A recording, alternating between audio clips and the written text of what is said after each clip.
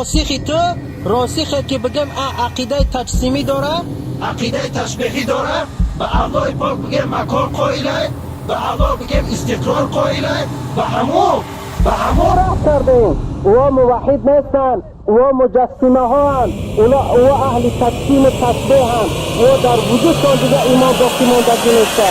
ایمان کیهای از دست دادگیان. فهمیدی؟ صدقه بگم اسم توحید و موحد شوید. چی هست؟ میگه اولش تقوای فکری هست.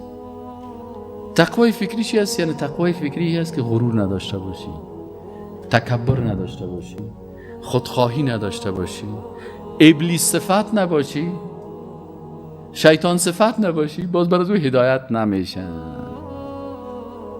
اگر رهبر ما را اجازه میداد که ما کسی را دشنام بتیم، ما در منطقه دیافغانان کابل کلان شدیم. اگر یک کتاب دیکشنری دشنام نوشته کنم میتونم. از شما که در دشنامای خطرناک که تو هنوز در خوام ندیدی یاد دارم.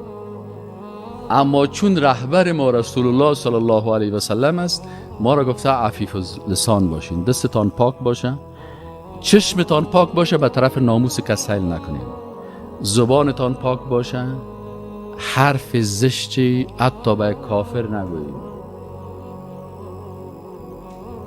قلبتان پاک باشه، همیشه برای اصلاح بشریت کار کنین.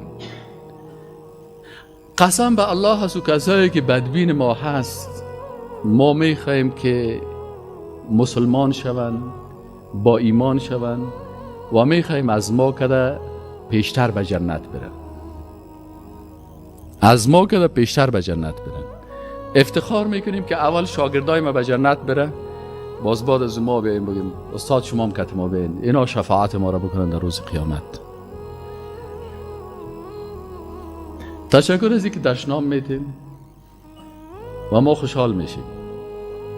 کسایی که بدگویی و غیبت میکنه و دشنام میته، پیام ما بر از اونا چی هست؟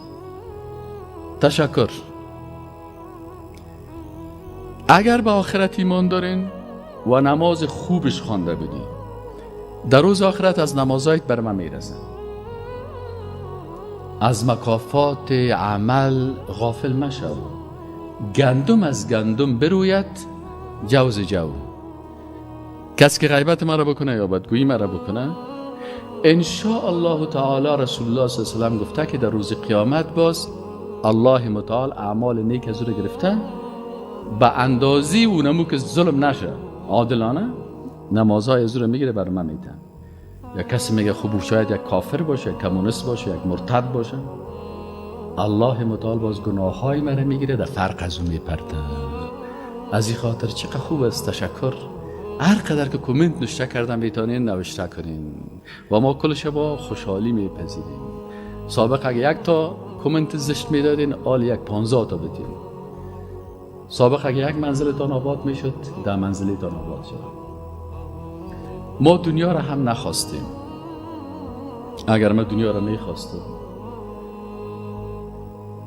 شما پشت دنیا میدوین، الحمدلله پیش ما دنیا می، لکن ما پشت دنیا نمیدویم. همین زندگی که الله برای ما داده، به این قناعت داریم. بنا ما بکنه دنیا چلنج میشه. بیاییم که شاگردای ما امتحان بدیم. یکی خیلی در اگر رسانه کسی میشنم 4 تا گپای کوچه‌ای میگه، اما یکی هست که استادش هم آماده هستیم که استادش را اینجا بحث بکنیم و که شاگردش هم آماده هستیم که بحث بکنیم. کسا وزی تفسیر ها میکنه.